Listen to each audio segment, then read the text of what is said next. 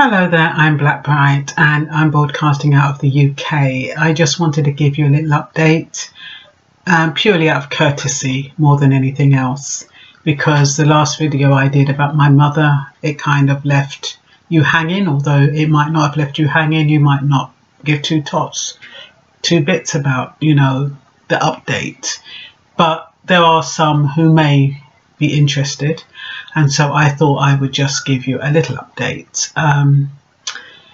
Well, on Monday evening, as you know, I thought it was the end.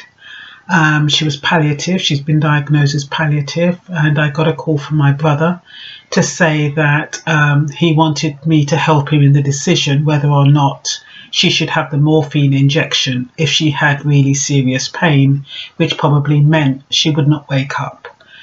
So we talked about it and agreed that, rather than for her to be in pain, and since she wasn't eating and she was deteriorating, that would be the best thing. So I have been waiting, for this call for when she goes into that pain, and my brother then has to call me and say, do we give her the injection?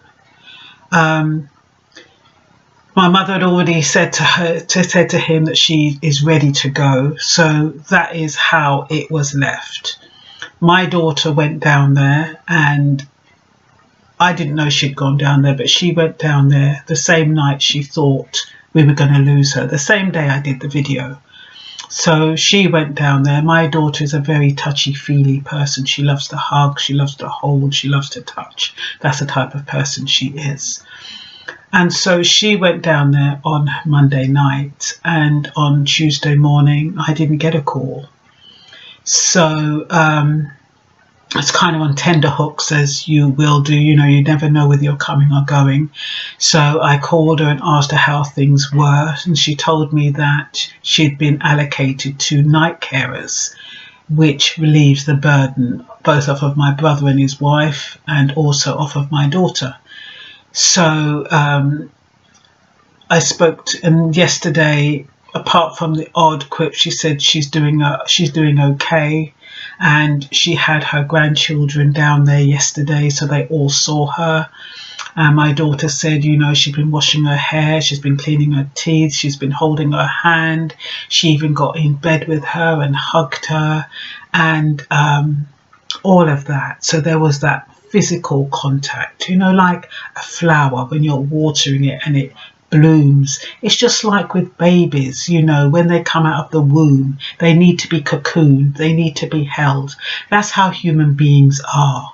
We thrive on the human touch. Some of us will say we don't need it. Some of us will say we can do without it.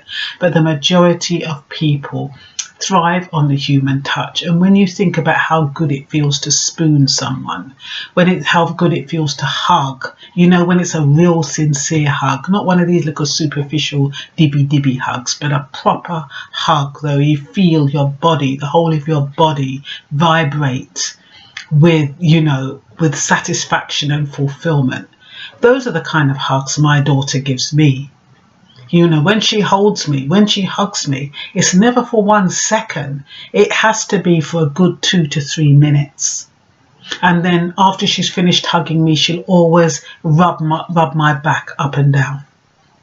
And I can imagine if she did the same to my mum, why it is my mother turned around. She called me this evening to say that Mummy's talking, she's eating, she's drinking, she's laughing. This is totally different from the woman I saw on Monday, who was sleeping all of the time and had her mouth open and could hardly breathe, and we thought she had gone. And my mother said to my daughter, thank you so much, because that is what she was lacking. And that is what I'm saying to you. If you have elderly people, it's fine taking them flowers, it's fine giving them food to eat, but hold them. Yes, you might be worried if you need to wear your mask and your PPE equipment, all well and good, but hold them, hug them, let them feel you. You know what I mean?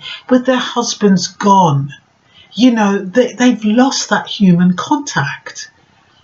And as much as they behave like they're frigid, they're not frigid. You can warm any person who is cold with the right touch, they'll warm. They will warm to you. And you find a lot of that with, they say with black women, we're very cold and tough and serious and all that. But the right man can warm a woman, can make her melt. So it's got nothing to do with a tough exterior. A lot of time it's just defensiveness. It's just protecting yourself. And like my mum, she has that stiff upper lip and she go on like she don't need anybody. But she does. She needs that warmth and she needs that cuddling and stuff. So she had my grandchildren yesterday and she had my daughter since Monday, and I've been looking after my grandchildren to relieve her so she doesn't have to rush and come back. And that's what I call teamwork. I'm an empath. I'm overly sensitive. If I feel every ache, every pain, I feel it to my core.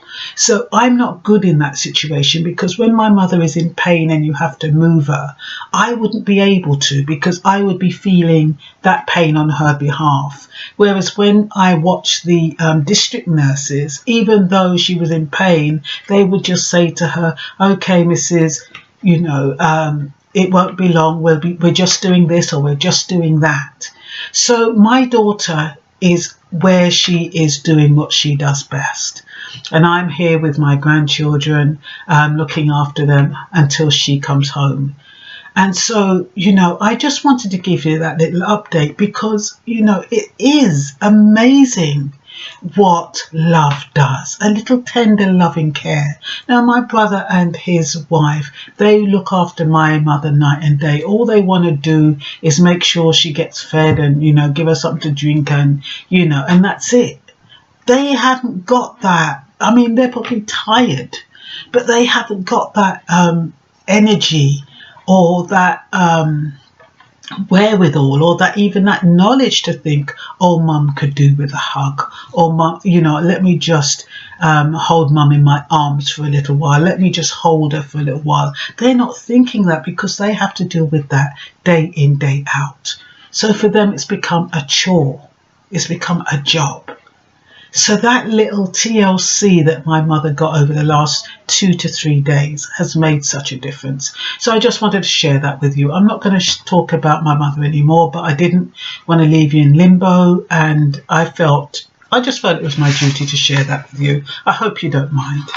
The only thing I wanted to talk about, which is totally separate and apart from any personal affairs, was, in light of Dominic Cummings, not being fined or receiving a penalty for breaching the coronavirus regulations, the lockdown regulations, or should we say the social distancing regulations, what they call the Health Protection Coronavirus Regulations 2020. Well, he wasn't penalised for that. So what they're saying now, what the media and everybody is saying, is that all those people who breached the lockdown, they shouldn't be fined. Their fines should be relinquished. They should not have to pay them. So there's this big hoo-ha, they're still trying to get him out of office and still trying to make him resign. And, that is the focus. And have you heard the latest now? Talking about, coronavirus is now affecting your eyesight. So Dominic Cummings says he believes that the fact his eyesight is deteriorating is because of the coronavirus. So what he does is he tests his eyesight to see if he can drive, and that's the reason why he went 250 miles to see if his eyesight could take the drive. I mean, the DVLA, the Department of Vehicles, they would not give you a license if your eyesight is compromised, let alone you are saying that you wanted to test your eyesight by driving 250 miles. Supposing you had an accident, you've got your wife and your child in the car. So then he goes all the way up to Durham. He talks to his wife at a nearby park to justify being 20 miles away from his home. That's where he drove to talk to his wife about, oh, yeah, you know, I really think it's the coronavirus. But, yeah, you know, I've driven 250 miles. My eyesight isn't that bad. And, yeah, it is suitable to drive. So, yes, let's go back to London. As if, would you really drive 250 miles to test your bloody eyesight? So, who jumps on the bandwagon now? Boris Johnson, BJ himself, jumps on the bandwagon. Oh, I think the coronavirus has affected my eyesight, and they've got him with some little glasses on. I'm sure he got. I don't even think they're from Specsavers. Must be one of them little £5 one you get from Boots. You know, those little reading glasses. I bet it's that. And he's trying to say, oh, it's the coronavirus. Ever since the coronavirus, my eyesight is deteriorating. Bull. Why people's eyesight is deteriorating, especially white-collar workers who are working from home, is because their eyes are constantly on the screen, on laptops, tablets. If it's not a tablet, it's a phone. If it's not a phone, it's an iPad. You know, it's all these different devices. And I had a little laptop. I don't know how big it was, but it was about like that. And I'm straining my eyes to look at the bloody print. And if I try to enlarge the print, I know you can enlarge the print by zooming in and making it 125%. But if I do that, some of the programs that I use, they fall off the page. So it's not fit for purpose. So what I decided to do was bring my monitor from work, which is a 17-inch monitor, and then I bought a VGA HDMI cable adapter, and I attached the two. So now I've got a nice big screen, so I'm not straining my eyes so much. But that is probably what is affecting their eyesight. Boris Johnson and Dominic Cummings. Got nothing to do with the coronavirus, but every little thing they want to blame it on the coronavirus, probably to make more cases. So now if you say I've got trouble with my eyes or my eyesight is deteriorating, oh, they're going to blame it on the coronavirus, so it jumps up the numbers. It's absolutely ridiculous. I've never heard such a load of tosh. So yeah, with regard to the fines, all fines, the government is avoiding reviewing the fines. So they're talking about retrospectively changing the interpretation of the law. So what are they now going to do? They're going to go back to the law, which was correct at the time it was in place, and the law that Dominic Cummings breached, and they're going to change it. They're going to change it to accommodate what Dominic Cummings did. I don't know how they're going to do that, but it's obviously something that's going to benefit the rich and not the poor. There's going to be something in it, I don't know how they're going to word it, that will justify somebody like Dominic Cummings going 250 miles to see his parents for childcare. So, what else is there? Will they be successful? I have no idea.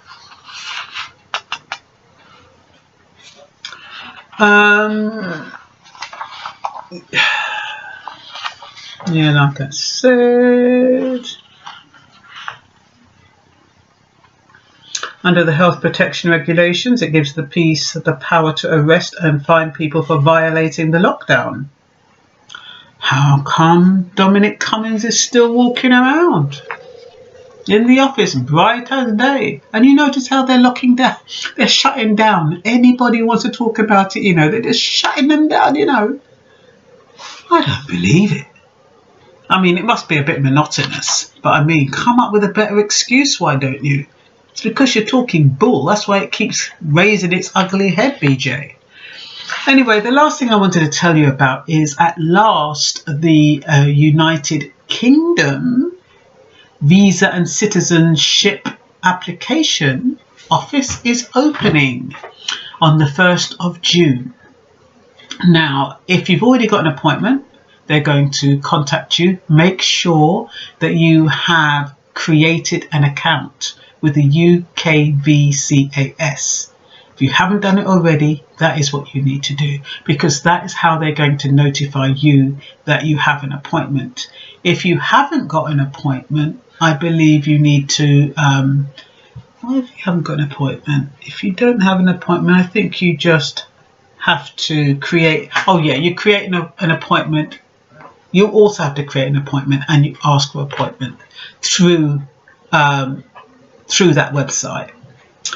So, but what I meant was those who've already got an appointment, you don't have to create an account because they already have you on their records. They will notify you. But if you need an appointment and you haven't yet got one, you've got to create an account, and that's how they notify you when an appointment is ready. For essential workers, you know, key workers, those who work in the hospital or social care or in care homes, and you have visa issues, you contact the COVID-19 Immigration Health Centre, and or email them at C for Charlie, I for India, H for Hotel, at homeoffice.gov.uk. Telephone number 0800 678 1767, and that's Monday to Friday, 9 a.m. in the morning to 5 p.m. in the afternoon. If you're following up on the EU settlement scheme, you need to upload your supporting documents. They've asked for no scanning, please. And the offices that are open are Birmingham Premium Lounge, London Mark Lane Premium Lounge, Manchester Fountain Street, Manchester Premium Lounge, Chelmsford, Exeter, Leeds, Sheffield and Southampton. And what they've said is if they make an appointment for you to go to one of the offices that are closer to you and it's closed, you can get an alternative appointment with one of the other offices, or if you prefer to wait until the office that is near you is opened, you need to let them know. And it shouldn't affect your application, but just get that verified. Okay, and I think that's it. And how long is it going to make them to take a decision after all of that? Well, your guess is as good as mine. I'm not quite sure if it's worth paying the premium to get it done faster. Experience, I hear it's not worth it in most cases. It's not turned around as quick as they would like it to, and I can imagine with the backlog, it's definitely not going to be turned around within the time frame that they expect, or they suggest, or they have said. So that's about it, and that's all for now. Have a wonderful evening. Bye bye.